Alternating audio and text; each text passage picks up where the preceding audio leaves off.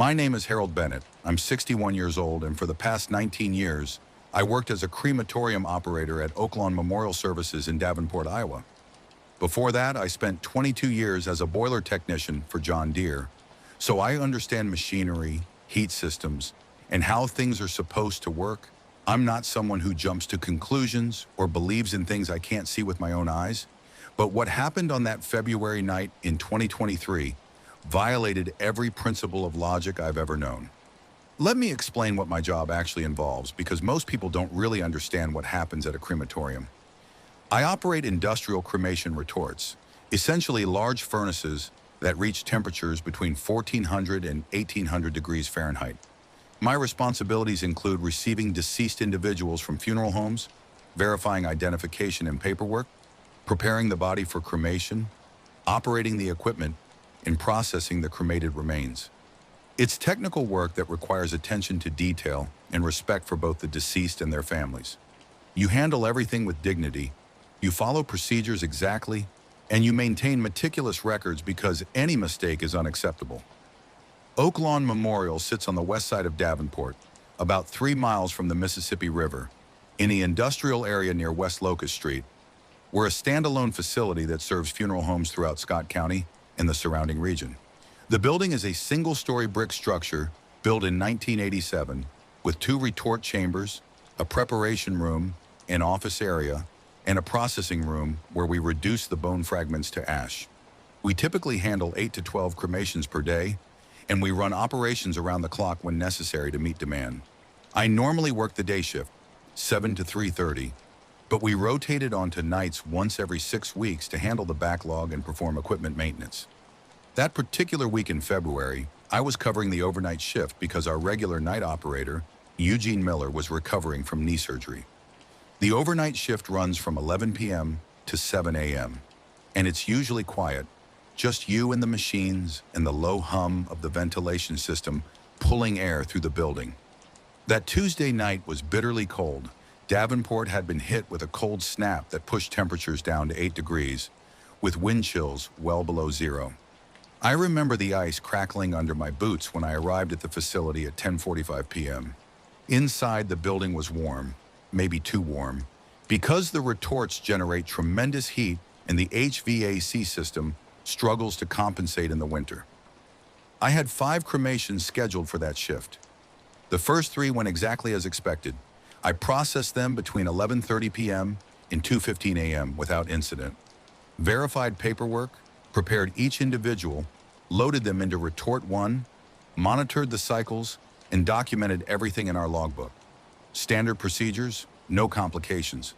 The 4th case arrived at 2:20 a.m. in a transport van from Halligan McCabe DeVries Funeral Home in downtown Davenport.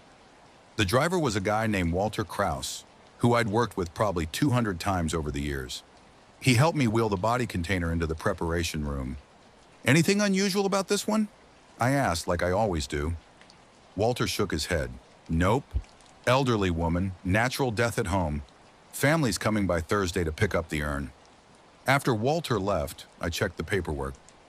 The deceased was identified as Dorothy Mae Hutchinson, 84 years old, who had passed away from congestive heart failure at her residence on Brady Street 3 days earlier. The death certificate was signed by Dr. Richard Paulson. The cremation authorization was signed by her daughter, Patricia Hutchinson Ward. Everything was in order, completely routine. I transferred Mrs. Hutchinson from the transport container to my preparation table and began the standard inspection. She was a small woman, maybe 5'2", with white hair and the waxy grayish complexion typical of someone who'd been deceased for 72 hours, and properly refrigerated body temperature was cold. She was dressed in a simple floral dress that her family had provided. No jewelry except for a thin gold wedding band on her left hand. I removed the wedding band and placed it in a labeled envelope for the family, then transferred Mrs. Hutchinson into the cremation container, a reinforced cardboard unit designed to burn cleanly. I documented everything. Time of preparation, 2:31 a.m. Personal effects removed, identification verified against bracelet and paperwork. Then I wheeled her to retort 2, our older unit but still perfectly functional, and began the startup sequence. I set the target temperature to 1,600 degrees which is standard for an individual of her size. The computer logs the entire process. Temperature readings every 30 seconds. Gas flow rates, oxygen levels, chamber pressure. Everything is recorded automatically. I close the heavy steel door, engage the locking mechanism, and watch through the observation port as the burners ignited. The port is a thick quartz window about 10 inches square that lets you monitor the cremation process. The flames started as a low blue glow, then built to a roaring orange as the temperature climbed. Through the port, I watched the cardboard container begin to char and smoke. This is the part that always looks more violent than people imagine. The fire doesn't creep, it attacks. Within about 90 seconds, the container was fully engulfed, and Mrs. Hutchinson's body was exposed to direct flame. The dress ignited immediately. The chamber temperature reached 890 degrees at 2:39 a.m. I noted this in my logbook, then stepped away from the observation port to start the intake paperwork for the fifth and final case of the night. Normally, I wouldn't check the retort again for another 20 minutes or so, once the temperature stabilized above 1500 degrees. But at 2:43 a.m., I heard something that made me freeze at my desk. A voice, not loud, not a shout, just a voice, barely above a whisper, that seemed to come from the direction of retort 2. "Harold." My name clear as anything. A woman's voice, thin and reedy like an elderly woman's voice. I stood up from my desk and listened. The only sounds were the roar of the burners and the ventilation system. I told myself I'd imagined it. That 19 years of working in a crematorium had finally gotten to me. That the overnight shift was playing tricks on my tired brain. Then I heard it again. "Harold." This time I was certain. It was coming from retort 2. I walked back to the observation port and looked inside. The temperature gauge read 1,240 degrees. Through the flames, I could see Mrs. Hutchinson's body. The soft tissues were burning, the clothing was completely consumed, and the skin was beginning to char and split, and her mouth was moving, not falling open the way a jaw naturally drops when the muscles and tendons burn away. Moving. Her lips were forming words in a deliberate, controlled manner, opening and closing, as if she were speaking. I stepped back from the port. My heart was hammering. I'm 61 years old. I have high blood pressure and I take medication for it. And standing there at 2:43 in the morning, I became acutely aware of every beat of my heart pounding in my chest. I forced myself to look through the port again. Her mouth had stopped moving. But then I saw her right hand lift off the hearth. Not a twitch, not a spasm, but a slow, controlled lifting motion, and her fingers curled into a fist. The temperature was 1,340 degrees. I've seen muscle contractions during cremation. Every operator has. Heat causes tendons to shrink and contract, which can make limbs shift position or fingers curl slightly. It's a known phenomenon. But what I was watching was different. This was coordinated movement. This was purposeful. Her hand lowered back to the hearth, and her head turned approximately 30 degrees to the right, as if she were looking around the chamber. I hit the emergency shutdown button. The burners cut off immediately, but the chamber doesn't cool quickly. You're dealing with thousands of pounds of steel and ceramic refractory brick that's been heated to extreme temperatures. Through the dying flames, I could still see her body, and her head was still turned to the side. My hands were shaking as I grabbed my cell phone and called Eugene Miller at home. I knew he'd be awake. He's always been a night owl, and his knee surgery had probably made sleep even harder. "Eugene, it's Harold. I need to ask you something, and I need you to be straight with me. Have you ever seen a body move during cremation? I mean really move, not just muscle contractions." There was a pause. "Jesus, Harold, it's almost 3 in the morning." "Yeah, you see some movement sometimes. The heat makes things happen." "Why, what did you see?" "I'm talking about coordinated movement, like turning the head, like making a fist." A longer pause this time. "No, that's not possible, Harold. The brain dies, the body dies, and at those temperatures, tissue is destroyed almost instantly. You're seeing things shift from the heat." I heard a voice, Eugene. Silence on the other end of the line. I heard someone say my name, a woman's voice, coming from the retort. "Harold," Eugene said carefully, "you need to take a break. Go outside, get some cold air, clear your head. You've been doing too many overnight shifts lately. The chamber was at 1340 degrees when I heard it.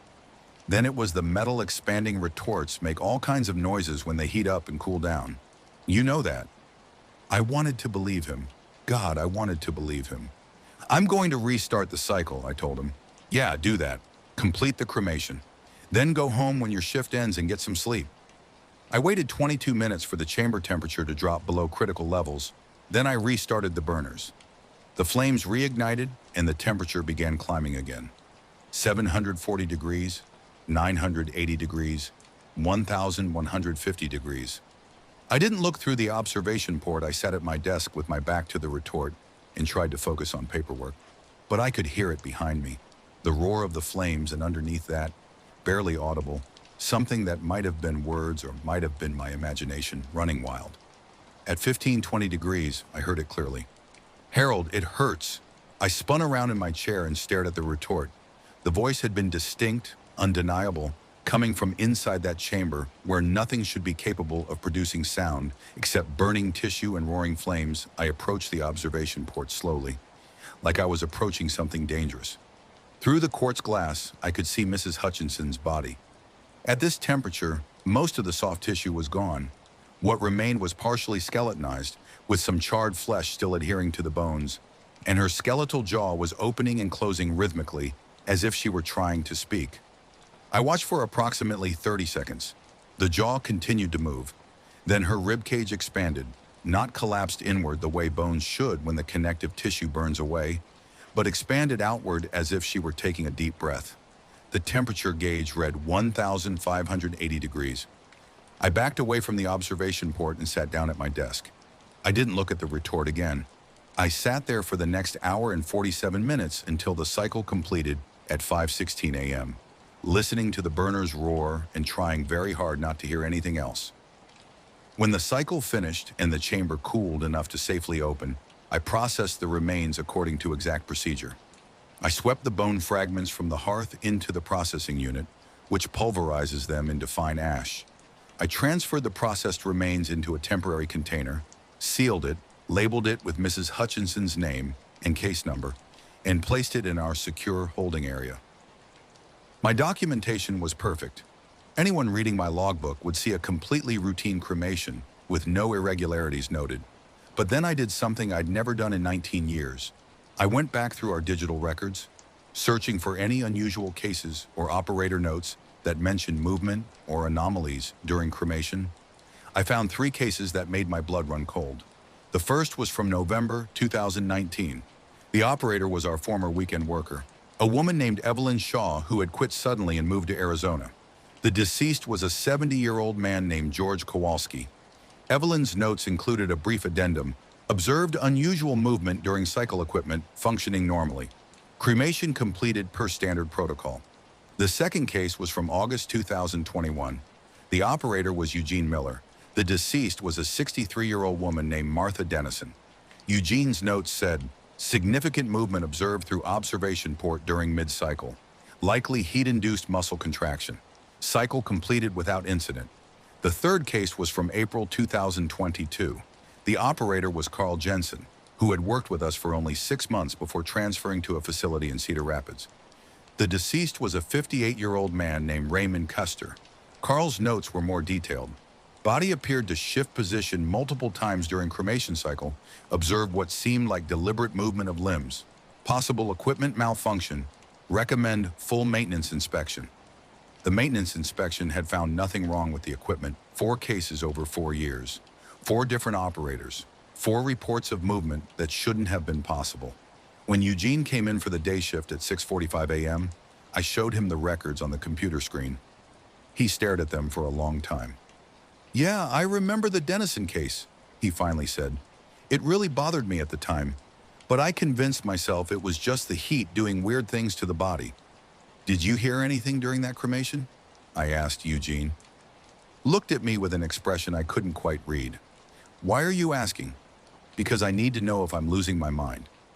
He was quiet for a moment. Then, I thought I heard something, like a voice, but it was 3 in the morning and I'd been up for 20 hours straight, so I figured I was just exhausted. What did it say? I don't remember. Maybe my name. Maybe nothing. I honestly don't know, Harold. I went home that morning and tried to sleep, but I couldn't. I kept hearing that thin, reedy voice saying my name. I kept seeing that skeletal jaw opening and closing. My wife, Barbara, asked me if I was feeling all right. I told her I was fine, just tired from the overnight shift. Over the next month, I worked my regular day shifts and avoided volunteering for any additional overnight work. But the night shift rotation came around again in March, and it was my turn. On March 14th, I processed a case involving a 79-year-old man named Lawrence Porter, who had died of pneumonia at Genesis Medical Center in Davenport. Everything about the case was routine until the chamber temperature reached 1,450 degrees, and I saw his hand reach toward the observation port. Not a muscle spasm, his entire arm extended, fingers spread wide, palm pressing against the interior of the door as if he were trying to push it open from the inside. The temperature was 1,450 degrees. His skin was carbonized. His flesh was burning away. And he was reaching for the door. I completed the cycle. I processed the remains. I documented everything as routine. Then I called Evelyn Shaw in Arizona. It took me a week to track down her number through mutual contacts in the funeral service industry.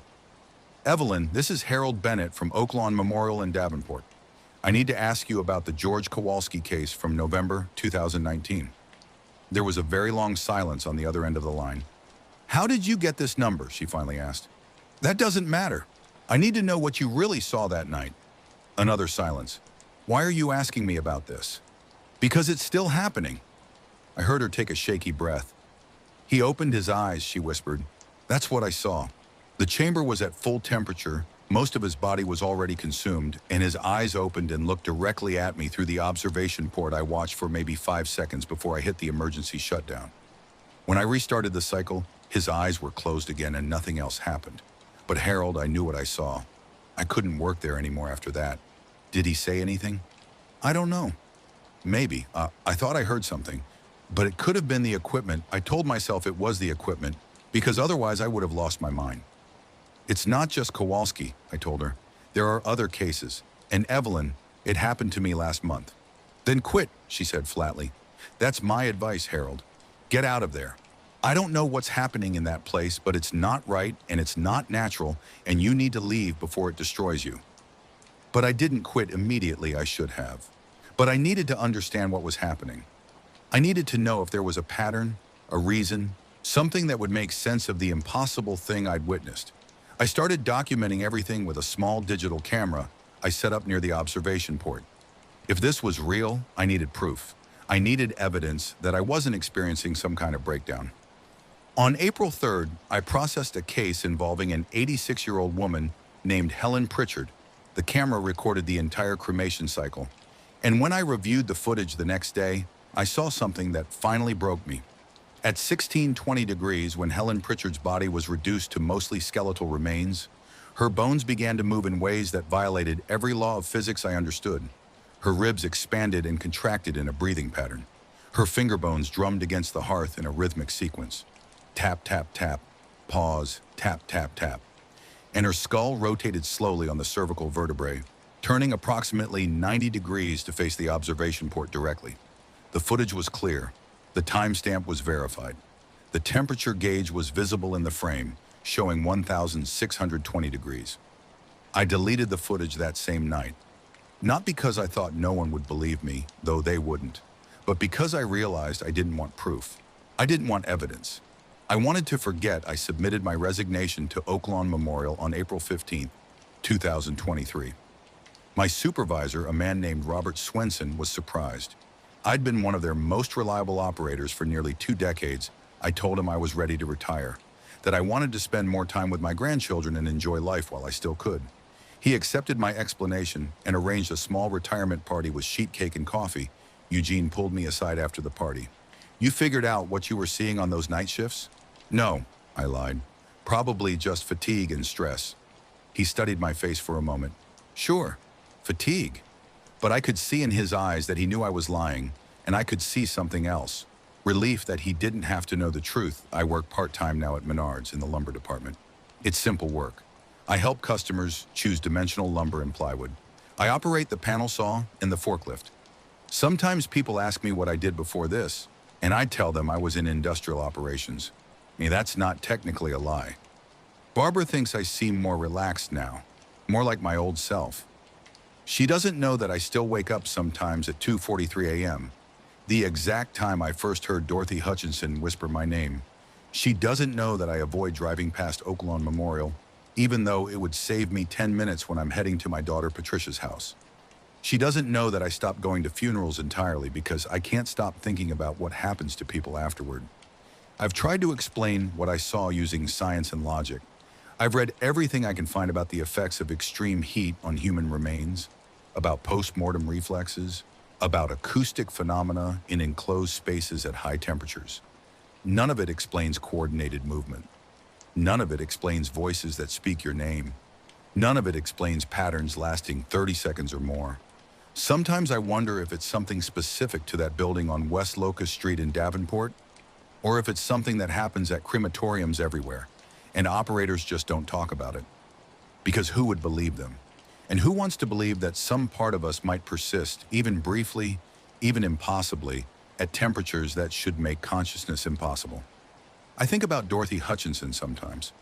I think about her daughter Patricia collecting the urn, taking her mother's ashes to scatter wherever they'd planned.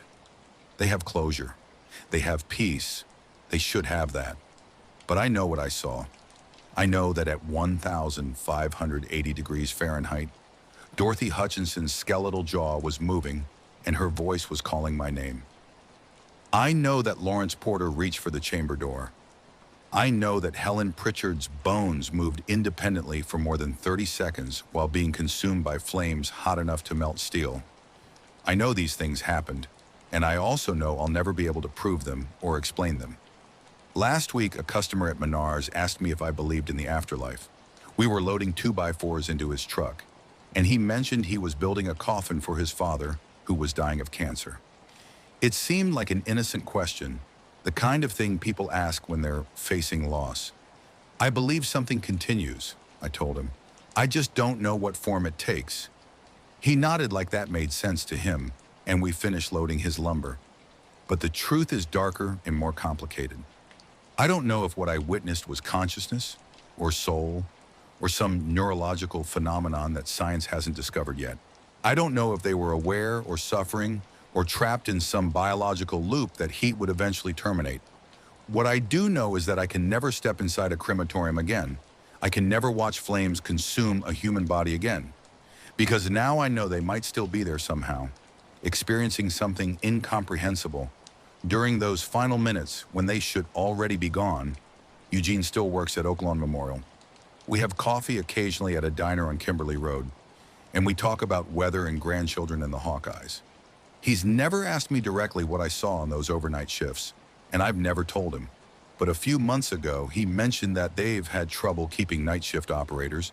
They've hired 4 in the past year, and none of them lasted more than 3 months. People just can't handle overnight work anymore, he said, stirring sugar into his coffee. I didn't respond to that. Tonight, the power flickered in my house while I was watching television. Just a brief surge, maybe half a second, but enough to make the screen go black and the lights dim. Barbara didn't even look up from her book, but I sat frozen in my recliner, staring at the television, and for just a moment I was back at that observation port, watching Dorothy Hutchinson's mouth form my name through flames that should have made speech impossible. The power stabilized. The television came back on. Everything was normal. But sometimes, late at night, when the house is quiet and Barbara's asleep, I wonder what's happening at Oaklawn Memorial after 2:43 a.m. I wonder what the new night operators are seeing through that observation port. And I wonder if one of them will eventually be brave enough or foolish enough to investigate why people keep quitting. After just a few months, I hope they're smarter than I was. I hope they leave sooner. Because some truths are worse than ignorance, and some questions should never be answered. Have you ever worked a job where you saw something that made you question everything you thought you knew?